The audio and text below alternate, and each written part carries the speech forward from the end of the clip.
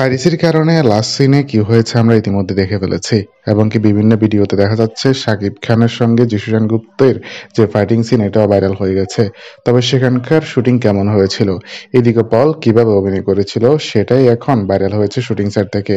সেখানে ইদিকা পলকে দেখা যাচ্ছে মেকআপ ম্যান সবুজের সঙ্গে কথা বলতে। সেই সিনের জন্য কিন্তু ব্যাপক টাকা খরচ করেছে সিনেমাটির প্রযোজক। অন্যদিকে মেগাস্টার শাকিব খানকে ঠিকঠাকভাবে ব্যবহার করতে পেরেছে মেহেদী হাসান হৃদয়। দুইজনের কম্বিনেশনে সিনেমাটির দর্শকদের মাঝে বেশ ভালোই পজিটিভ রিভিউ পাচ্ছে এবং শুটিং সেট থেকে বোঝা যাচ্ছে শাকিব খান এবং ইদিকা পল কি পরিমাণ পরিশ্রম করেছে সিনেমাটির জন্য। এবং কি গতকাল তো একটি ইন্টারভিউতে ইদিকা পল বলেই ফেলেছে শাকিব খানের জন্যই তিনি এরকম জনপ্রিয়তা অর্জন করেছে এবং কি বাংলাদেশের মানুষরা চিনে। তো বন্ধুরা, ভিডিওটি নিয়ে আপনাদের মতামত জানিয়ে দিন আমার ভিডিওর কমেন্ট বক্সে। ধন্যবাদ।